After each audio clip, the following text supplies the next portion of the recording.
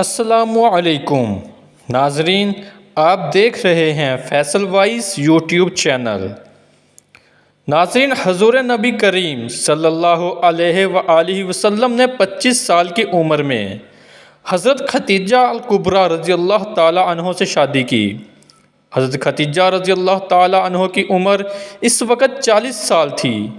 اس سے پہلے وہ شادی شدہ تھی۔ یہ جوڑا کائنات کا سب سے افضل جوڑا تھا۔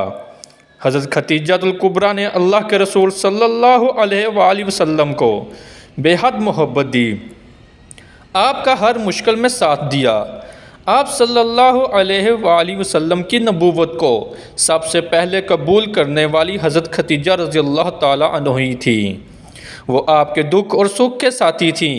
اللہ کے رسول نے بھی آپ رضی اللہ تعالیٰ عنہ کو خوب احترام دیا۔ محبت کا یہ عالم رہا کہ آپ نے حضرت ختیجہ رضی اللہ تعالیٰ عنہ کی زندگی میں دوسری شادی نہیں کی۔ حضرت ختیجہ رضی اللہ تعالیٰ عنہ کا معاشرے میں بلند مقام تھا۔ وہ قریش کے افضل ترین خواتین میں سے تھی۔ حضرت ختیجہ کی ایک بہن کا نام حالہ تھا۔ ان کے بیٹے ابو العاص بن ربیع کے ساتھ حضور نبی کریم صلی اللہ علیہ وآلہ وسلم کی سب سے بڑی بیٹی حضرت زینب رضی اللہ تعالیٰ عنہ کی شادی ہوئی تھی۔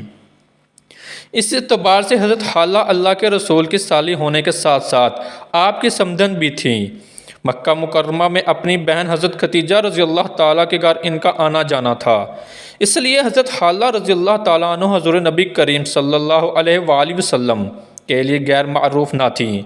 مدنی دور میں ایک وقت ایسا آیا کہ حضرت حالہ بنت خولید رضی اللہ تعالیٰ عنہ رسول اللہ صلی اللہ علیہ وآلہ وسلم کے گھر ملاقات کے لیے آتی ہیں، گھر میں داخل ہونے کی اجازت مانگتی ہیں۔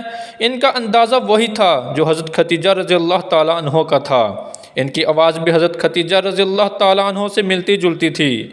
رسول اللہ صلی اللہ علیہ وآلہ وسلم نے جب ان کی آواز سنی تو حضرت ختیجہ رضی اللہ تعالیٰ عنہ کی آواز یاد آ گئی۔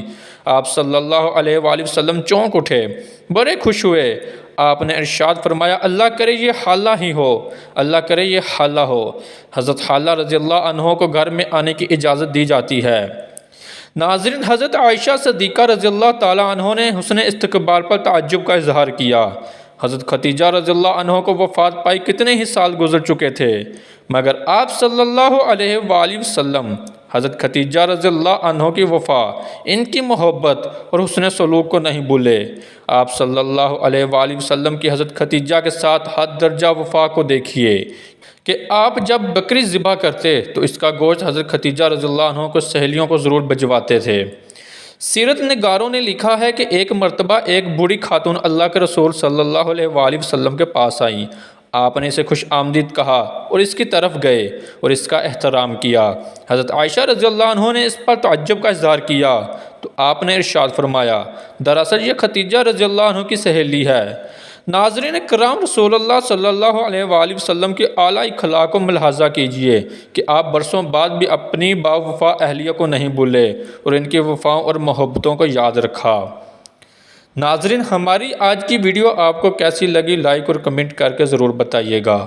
ملتے ہیں اپنی اگلی نئی ویڈیو میں، تب تک اپنا بہت سارا خیال رکھیے گا۔ اللہ حافظ۔